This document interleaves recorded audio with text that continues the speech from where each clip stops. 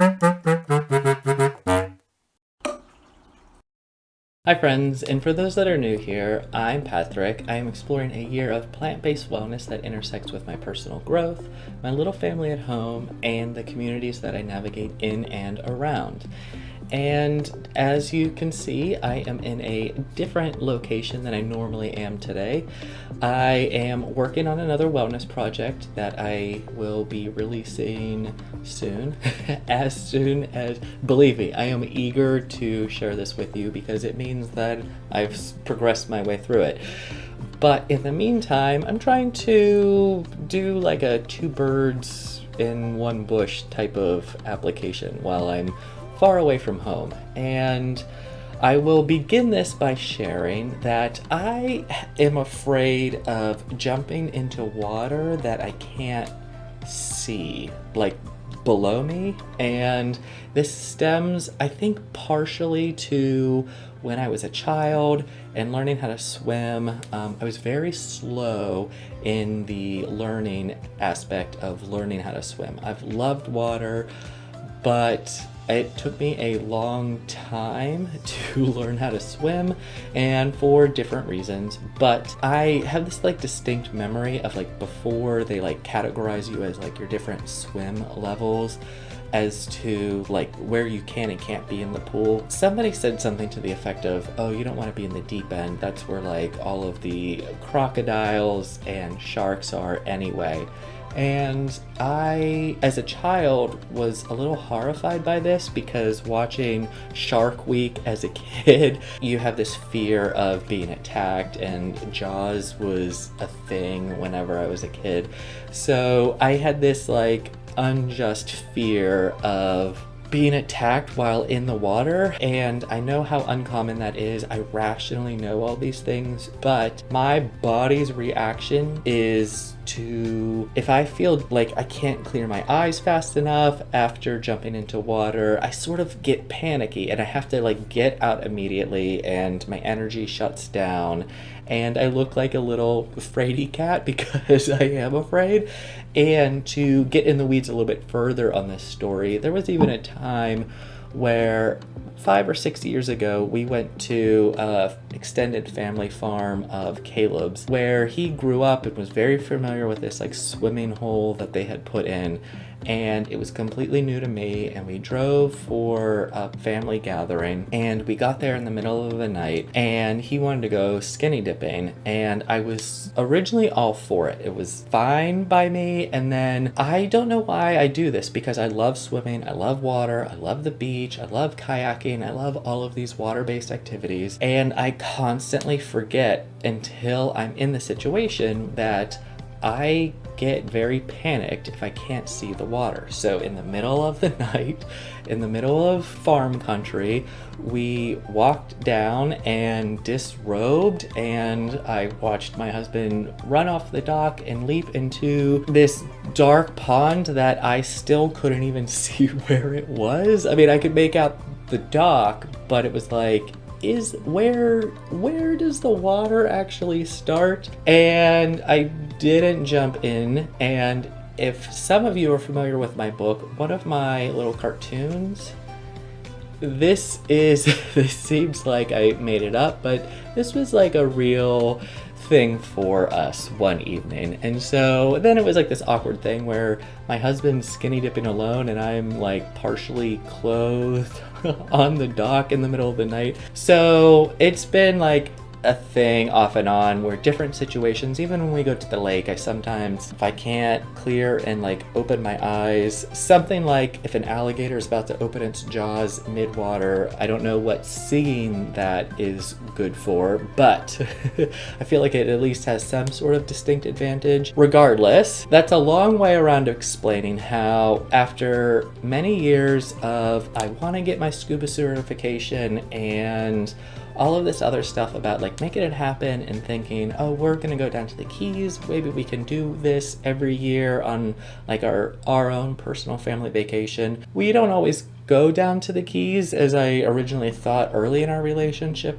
as we would, and so this is getting put down and down and down on my priority list of checking off. But Because I'm down here in the warm waters where there is active scuba learning happening, I am jumping in, so to speak, on pursuing my certification. And I have aspirational goals as far as a trained certificate level of what I'm allowed to dive for and like the parameters around that, but as well is I'm going for certain environmental cues to sort of chase down and get over this fear. So this particular video is about my first introductory class on how to get open water certified, which is the first level of the PADI's training guide for scuba diving. So I'm gonna check in with this. I think I'm going to share a couple of videos as they come out, as I encounter them. So there's going to be an open water dive, a deep dive certification, which is also night diving certification, and then there's like rescue diving, which is what I'm ultimately aiming for. But I'm also going to go on certain curated type of dives where I am going to dive with sharks. I'm going to go on a turtle dive, a lobster dive. I'm going to go on a night dive, and I think the night dive is going to be the thing that scares me the most. So yeah, this is going to be the first video in a series of chasing down a fear of mine and getting rid of a uncommon but consistent element of panic and anxiety that is based on environmental surroundings. So I have to get going.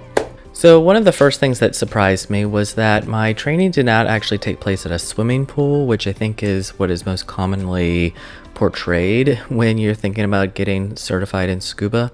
Mine took place at a man-made lake that is used for trainings for various scuba activities or other water-based rescue operations. This facility has sunken obstacle courses, underwater platforms, just sunken planes, and random objects for, obstacles for search and rescue missions. But the primary focus for open water took place roughly 14 feet below water. It was cold, it was a little murky, but it served as a simple confined space that served a real life replication of some types of freshwater environments that you could be diving in. And a lot of open water starts with just, elementary foundation skills. So we talked and communicated after getting equipped above surface, and then diving down, we just one by one went through some basic things that could happen and how to calmly react to them, such as what happens when your mask comes off, what happens when your mask is leaking, how to clear a full mask, what happens when your respirator has issues with it, how to communicate through just visual cues rather than verbally. And we paired up and did some buddy observation techniques for just small rescue-based things that revolved around sharing respirators, and what happens if your respirator gets knocked out of your mouth, how to safely and quickly locate it by a simple arm swipe to locate it, or how to access your octo as an alternative source for either a buddy or yourself if need be. For the second day of training, it actually involves going out into a real life marine environment to get some experience. So the day started by going to the local marina where we loaded up our equipment, double checked that we had everything, headed out onto the water. It turned out to be quite a lovely day. It was sunny and clear. There were storms the night before, which created a little bit of a current, and you'll see in some of my later footage really what that did. But the overall picture for where we drove out to our dive site was really nice. We saw some marine life pass through, which was something that I was excited to see, but also something that reminded me of one of the reasons why I was here. So we took our wide step plunge into the water and gradually went down. As you can see, closer to the surface, everything is a lot clearer. Everything's really beautiful. We ended up going down even further into the water to practice some of the skills from the previous day, like removing our mask, clearing our mask, accessing our regulators should they come knocked out. but I was taken aback by how almost space-like underwater actually was. I know that there's like some of these areas where the coral and the reef and the fish make everything look so great, but then when you look out into the area that is not covered in wildlife, it's just vast hills of sand. It's almost like another world in the aspect of, if there wasn't water here, you could just walk for miles and miles in one direction, everything looking the same. It felt like an alien world that's now been unlocked and accessible to explore, which was really exciting. I think two of the notable things from this particular dive was there were eels hidden in caves all over, and it seemed so Disney-esque with their little face sort of peering out just enough to catch a little bit of light to identify what they were, but as they sort of pace out and back in a little bit with the current, and it's almost like the hidden danger right behind this little cave within the reef. And then another one, and it was something that I think I was sort of so startled by that I just moved my camera hand, and it was a nurse shark that was literally around the corner from where we were, and it was just laying on the surface underneath this little cliff structure, and it was maybe 6-9 feet away. It was so close, and yet at the same time I did not feel like I was in danger. I was just sort of frozen in place and just observing how stoic it was. And it was that type of moment that made me think, yes, exploring and pushing my comfort zone and exploring, redefining my boundaries with fears that are maybe a little bit unfounded or irrational is worth it in a moment like this, where I can explore and see something beautiful from something that I originally thought I was a little fearful of. And I think that's where I'm going to end today's video. It was, again, a beautiful day down in the Keys to explore this. There are several more steps in the process of where I want to go with certification and what I want to be able to access with scuba and accessing my fears, which I'm going to include a night dive and a shark dive and rescue diving and ice diving and cave and navigation diving. So I look forward to sharing with you in this adventure of mine in the weeks and months to come. I will share more with you soon. Juice.